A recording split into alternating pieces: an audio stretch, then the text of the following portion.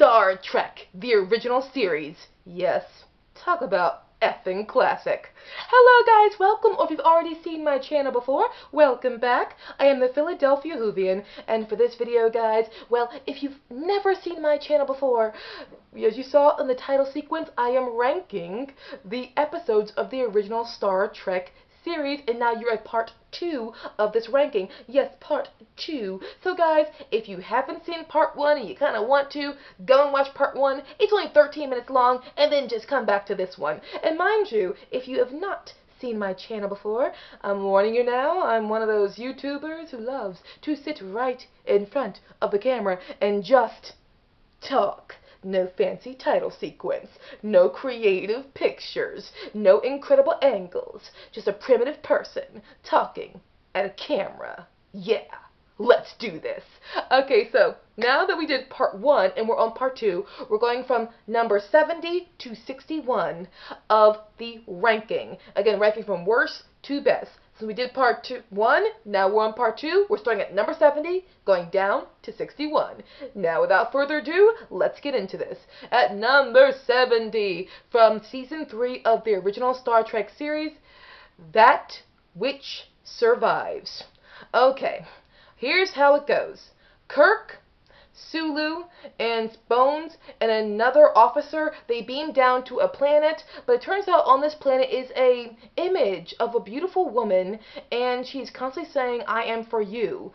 Don't be afraid, I am for you. And she can even go into the Enterprise. Each time she touches someone, she kills them. It turns out she was left as a last defense system for the people who used to be on this planet. It turns out all the people died out, and she was just there to safeguard the planet until her people got there. But they never actually arrived. Okay, this is a story that's not bad, but there's no way you're going to be crazy about it. But here's something I absolutely love about it. Spock. Spock is hilarious in this, because the Enterprise is completely ripped onto a whole different side of the universe from this planet that they were just at. And so Scotty has to get them back. And he says something like, I'll sit on them if I have to. I think he's referring to the engines. If memory serves me correctly, he's referring to the engines. And I think in this one, it was Spock who says, that would be not only unavailing, but also undignified. I think this was the story he did that. Oh, a great line. Spock was hilarious in this, and I absolutely love it. Spock, without knowing it, he can be the Emperor of Sass. Number 69. This is going to ruin me. Okay, guys, I should warn you now. Okay, I have very strange taste.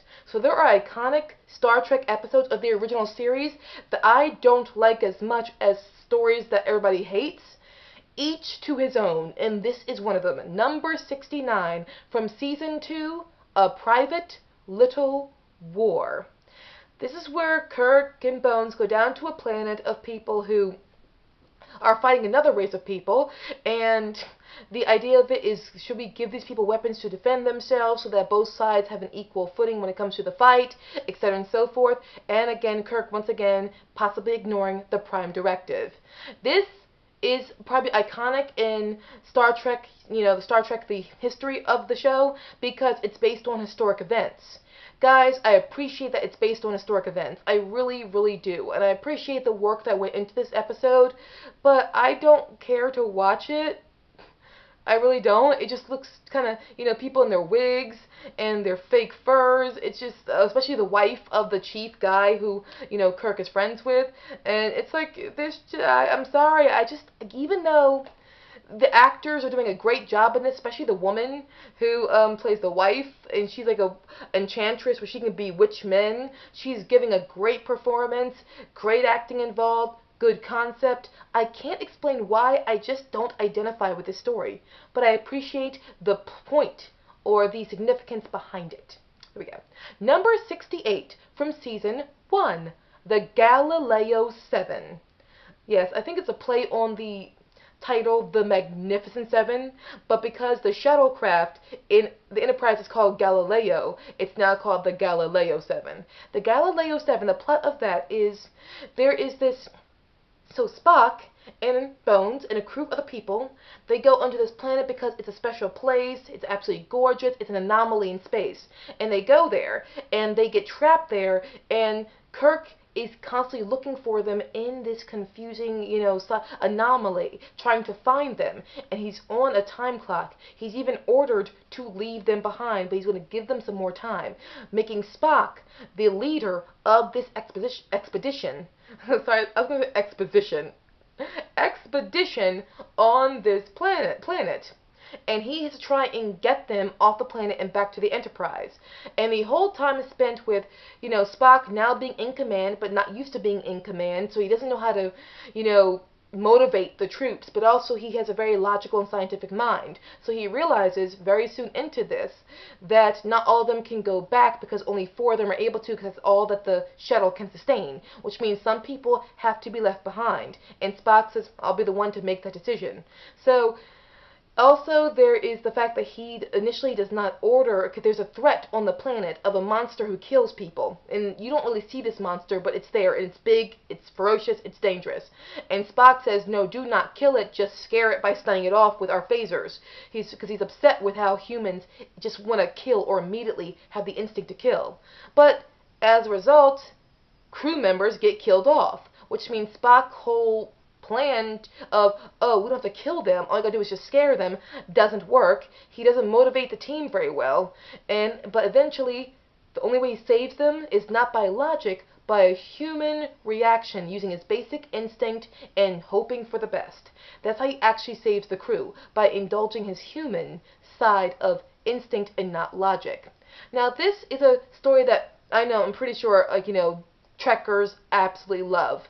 Me, it's a good story to have watched once or twice, but after a while I kind of get sick of watching Spock get, mistreated by the crew who are constantly questioning him and mad because he's a logical creature. I know it sucks when your captain or your leader is very logical and doesn't have any emotional weight to him, but I'm like, he's a Vulcan. You know this. Why are you guys acting like this is a new thing? So I kind of get sick of watching them question Spock. Yes, they should question Spock. It's good for them to do so because Spock is heartless. But at the same time, it doesn't make for a good third or fourth watch or repeated watch because you kind of get sick of seeing it. Or I did.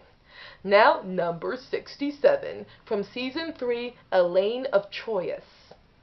I probably pronounced that very wrong. What is Elaine of Troyes? Well, these 2 planets, or 2 civilizations that want to get along, but they're constantly warring with each other. The way they finally reach an alliance is the woman from Troyes marries their prince.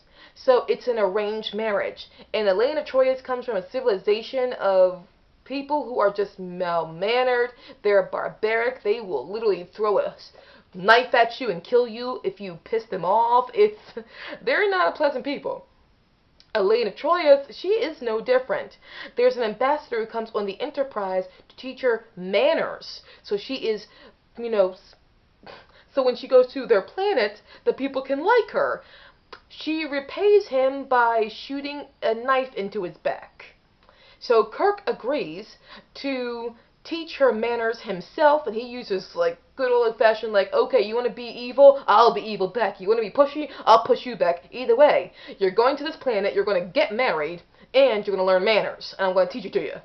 And I honestly, this is one of those stories that I put it low on the list because I guess people don't like it, but actually I do have fun watching it. And here's the problem with this story. Kirk, he falls in love with Elaine of Troyes because the women on this planet, men fall hopelessly in love with them because it's, biological. If you touch her tears, if a woman on this planet, if you touch her tears, you fall in love with her, and it's almost irreversible. So Kirk accidentally touches her tears when she's crying and falls in love with her. Yeah, that happens. And Bones has to find a cure for this. He does, but it turns out it was unnecessary.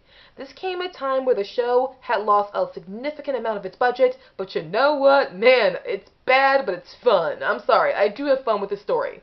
Number 66 from Season 1, The Squire of Gothos.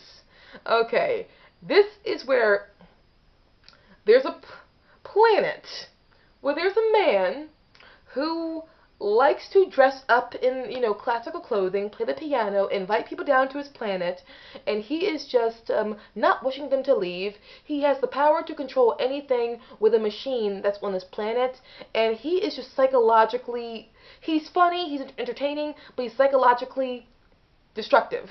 He really is. To the point where he chases Kirk around his environment to kill him because he's happy to be winning in his pursuit, and he also put Kirk on trial as well. He can make anything happen with his whims. The twist to this is he's not exactly who you think he is.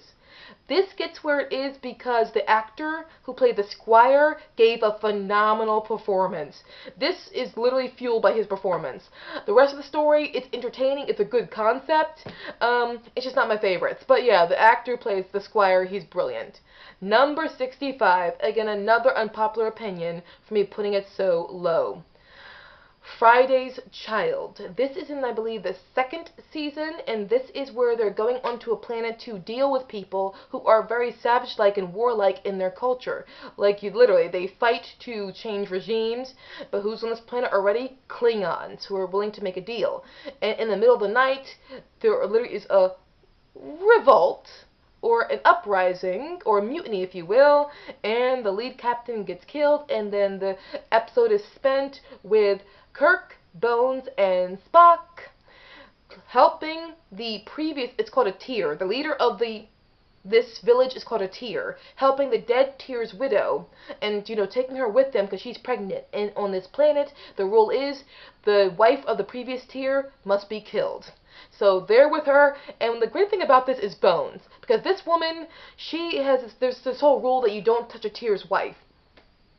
And so Bones tries to treat the baby inside of her. She keeps slapping him. Bones gets so frustrated, he just slaps her back. It's like, yeah, Bones, this is not female abuse. Oh, no. He's trying to treat the baby inside of her. She won't let him touch her. And you know what? Slap that bitch, man. And by the way, that was a phenomenal actress. I believe the actress who was in that, I believe she played Catwoman in the original Batman. She was awesome. Great performance. And also what's great about it is watching Kirk and Spock defend their fortress, or defend where they're at, with basic primitive weapons. It's a good script. It gets better. Like, I enjoy it the more I watch it, but it's still not my favorite. Number 64. From the third season, The Cloud Minders. Okay, so Kirk and Spock go to a planet where it's set up in two different factions. The elite live in a cloud, and the poor and working class live on the surface. And it's about them trying to get the elite and the people on the surface to become equal. There's no class differentiation.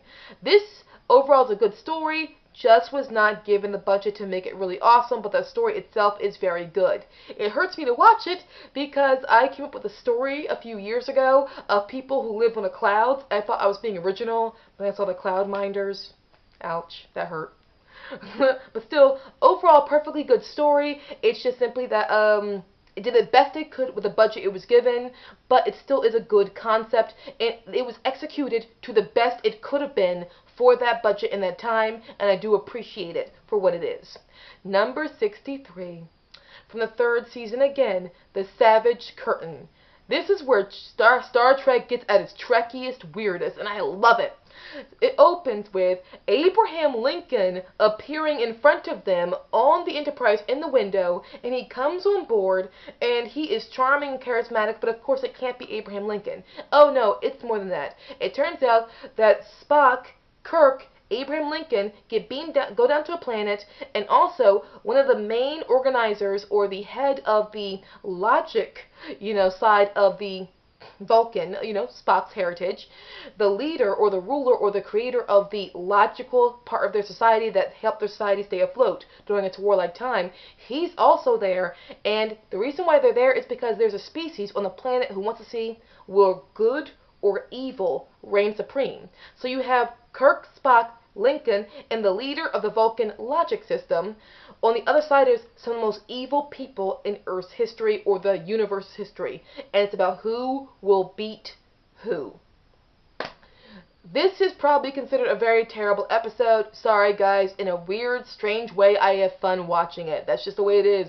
not gonna apologize. You know what? I know what it is. And I also, with season 3, I look at these stories, I'm like, you know what? They weren't given the best budget, so I'm gonna look at the story as it is. Did it do its job to the best of its ability? And for some reason, I do have fun watching The Savage Curtain. Number 62, another episode from the 3rd season, The Mark of Gideon. Okay, so it turns out Kirk beams down to a location, and he just completely, it's the wrong coordinates, and he appears on the Enterprise, but the Enterprise feels empty. So Spock and all the others, they're not allowed to come down to this planet and find where their captain is because of diplomacy. And Spock and, of course, all the others are very angry they cannot find Kirk because of this planet's ridiculous regulations. But, well, Kirk, he's able to look after himself when a woman appears on the fake Enterprise, and it's them together. It turns out, here's the thing, she's happy because of all the space on this empty Enterprise. You see, she's not used to all this space because on her planet, there are so many people because they're not dying. So she's just so happy to get some peace and quiet, but it turns out she was sent there to get sick, to spread sickness throughout the planet so that people can start dying and decrease their surplus population. Once again, another good idea, another good premise, and something tells me this is also an idea that I believe will be used in later shows, in later episodes, in other, parts of media and, film and movies and TV shows. This concept of a person being brought in to cause a sickness to help people die is something that I will see happen later on in other shows. So this was influential in its own way. Next we have up number 61. From the 1st season, this is where I get so much hell for it not being higher up on the list of better episodes. From the 1st season, Court Martial. Here's what happens. There was an officer on the Enterprise. His name was Feeney, and he got lost in their last expedition. He died because the Kirk had to jettison where he was, but Kirk had put it on yellow alert. So the officer was supposed to leave that area before Kirk had to jettison it. But here's the thing. It shows in the computer that Kirk did not put it on yellow alert so that the officer could get out in time. No, it says that he put on red alert and jettisoned it before the officer knew to leave, which means Kirk accidentally committed murder. And now he's on trial to prove that he did not actually do it, and Spock even vouches for him, even though when there's physical evidence showing that Kirk did this, Spock stands by him. And he was right to in the end. This is a very good story, very good story. It's just, I don't like watching it often because it hurts me to watch Kirk, be on trial for something that I know he didn't do. So even though it's a brilliant episode, and how the true villain gets discovered is very cool too, but I have a hard time watching it just due to the fact that it hurts to see Kirk be treated so. That's how it is. So guys, this is my list of my 70 to 61. What is your ranking? Or what is, at this point in the ranking, what stories do you like, not like, that are on this list? Let me know in the comment section. We'll do this again very soon. Guys, you're awesome. Bye guys.